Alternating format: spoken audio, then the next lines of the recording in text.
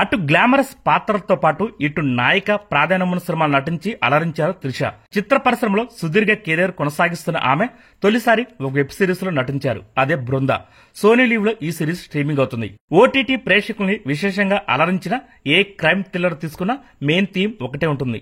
ఏదో ఒక ప్రాంతంలో ఒకే తరహాలో హత్యలు జరగడం, వాటిని హీరో హీరోయిన్ ఛేదించడం, కథలోని ప్రధాన పాత్రలకు అంతకుడి మధ్య దాగుడు మూతలు ఎంత ఆసక్తికరంగా సాగాయన్న దాన్ని బట్టి విజయం ఆధారపడి ఉంటుంది.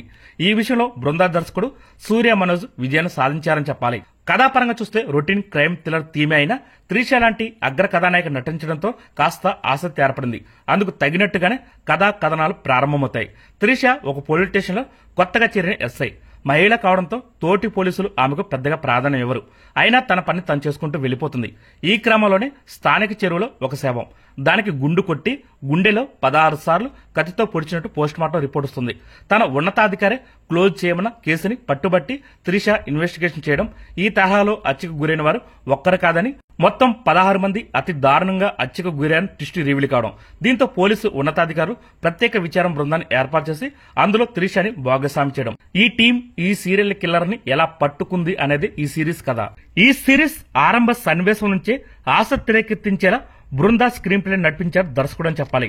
ప్రతి ఎపిసోడ్ లోనూ ముందుగా త్రిష ఆమె గతానికి సంబంధించిన విశేషాల్ని ఒక్కోటిగా పరిచయం చేస్తూ ఆ తర్వాత వర్తమానంలో జరిగే దారుణ హత్యల పరిశోధనని సమాంతరంగా నడిపించడం వల్ల సిరీస్ చూస్తున్న ప్రేక్షకుడికి భూత వర్తమాన కాలంలో జరిగే సంఘటనల్ని ఒకదానితో ఒకటి ముడివేస్తూ చెప్పిన తీరు బాగుంది. తన ఆత్మ గౌరవాన్ని ఎవరు దెబ్బతీసినా సహించని వ్యక్తిగతం కలిగిన అమ్మాయిగా, హత్యకు సంబంధించిన క్లూస్ కనిపెట్టే తెలివైన పోలీస్ ఆఫీసర్ గా త్రిష పాత్రని తీర్చిదిద్దారు దర్శకుడు. అందుకు తగినట్టుగానే కథాగమనం, అందులోని సన్నివేశాలు నడుస్తుంటాయి.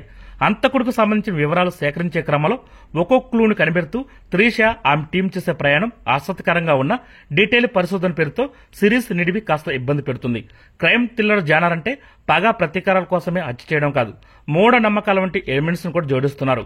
ఇందులోనూ అలాంటి అంశాన్ని జత చేశారు. ఆయా సన్నివేశాల్ని ఆసక్తిగాను తీశారు. హత్యల వెనుక ఉన్నదెవరో తెలిసిన తర్వాత కథా కథనాలు మరింత పరుగులు పెడతాయి. అవన్నీ ప్రేక్షకుల్ని అలరిస్తాయి. చివరి ఎపిసోడ్ లో డ్రామా మరింత ఉత్కర్షంగా తీర్చిదిద్దడం బాగుంది. హీరోయిన్ గా వరుస సినిమాలతో అలరించిన త్రిష పోలీస్ ఆఫీసర్ బృందాగా ఈ వెబ్ సిరీస్ లో తన నటన కనబరిచారని చెప్పాలి. ఆత్మ గౌరవం కలిగిన మహిళగా ఆ పాత్రని తీర్చిదిద్దిన విధానం బాగుంది. అమాయకత్వం, క్రూరత్వం కలగలుపుతూ అంతకుడి పాత్రలో ఆనందస్వామి నటన సిరీస్ హైలైట్ అని చెప్పాలి.